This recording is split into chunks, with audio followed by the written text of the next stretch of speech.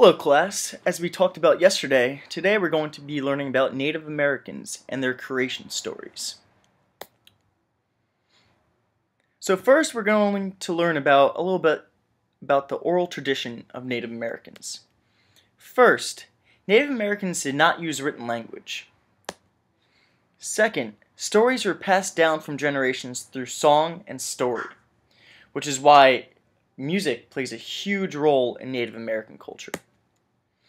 Third, stories usually centered around a particular event, character, or element, such as what we are learning today, creation stories.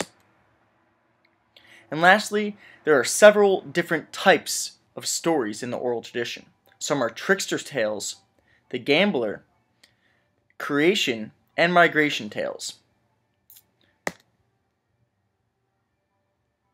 So, the following is a video about the oral tradition of Native American cultures. The oral tradition of storytelling is the oldest of all of our traditions. Long before the flute, the rattle, and even the drum, there were storytellers. And unlike today, those storytellers were not thought of as just entertainers. They were teachers and historians. Having no written language, it was storytelling that preserved our legends, our history, and much of our culture. But storytelling was also used as a method of teaching the young ones, and sometimes reminding the not-so-young ones how to live in a good way. Now, some of those stories were actual accounts of historical events, and others were pure fantasy, usually created to teach some type of lesson or moral. But legends, on the other hand, legends were created in an attempt to explain things that really weren't understood by the ancient ones. Things like, what is thunder? Or where does lightning come from? Because there were no scientists to explain these things, it was only logical for them to assume that it came from some type of a bird. So they envisioned a great giant bird living high above the clouds. And when it would fly, its wings would make the sound of thunder. And when it was angry, lightning flashed from its eyes. And so was born the legend of the Thunderbird. Legends, like stories, can also contain lessons or morals, but usually a bit more subtle. An example of this type of legend is the story of the medicine bear. And it tells us that long ago, in the beginning times, Bear was a great healer. He knew all the plants, roots, and barks that would cure sickness and heal injury. He was the first medicine man. And the people honored and respected Bear. But then came the summer of little rain, the crops did not grow. The rivers and streams were drying, there were no fish. The game animals were scarce. And in their hunger, the people abandoned their sacred ways and hunted Bear for food. But when they tried to cook him, his ashes went into the sky and became mosquitoes. Now that legend was an attempt by the ancient ones to explain the origins of a rather annoying little insect. But if we look deeper into the story, it is telling us that when we abandon our beliefs and turn our backs on those things that we hold sacred, no good will ever come of it.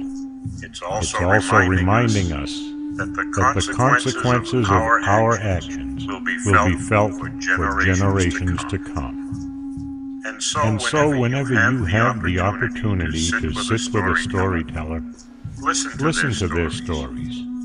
Listen to what they're saying.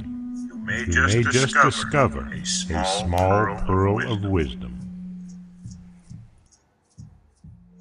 So this video really talks about understanding and listening to stories. So not all stories have a beginning, middle, or end, actually, especially in the Navajo and Lakota tradition. Um, while many of them do, some creation stories just tell the beginning, and then it is up to elders to explain the rest of those stories.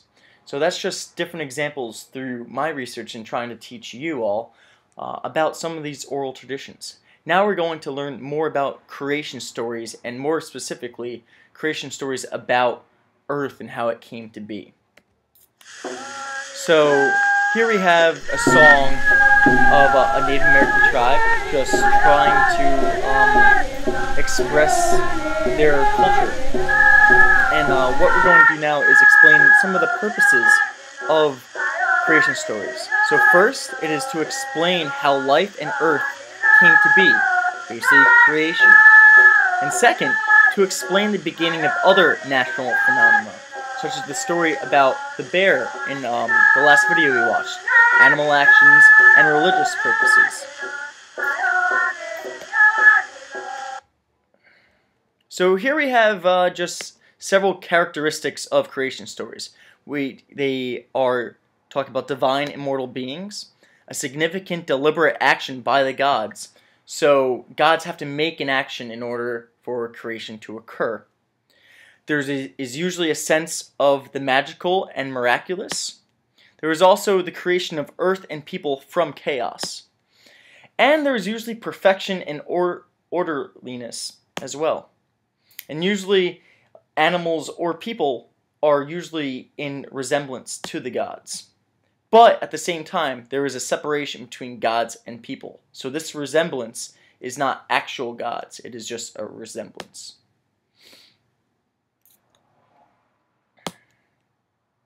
So this is an example of the Hoopa creation story. So just listen and enjoy it.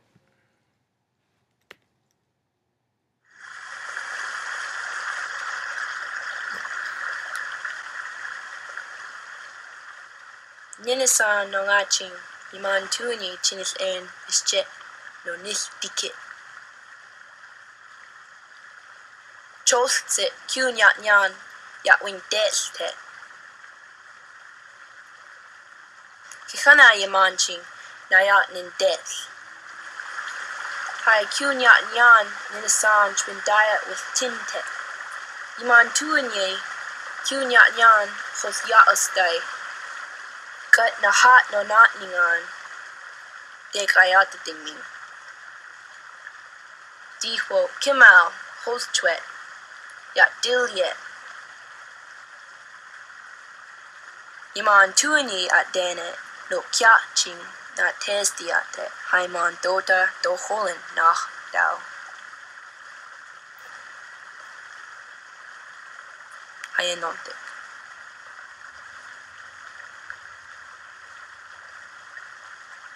Alright, so that's an example of the Hoopa creation story. And now we have an example of the Navajo creation story, creation myth.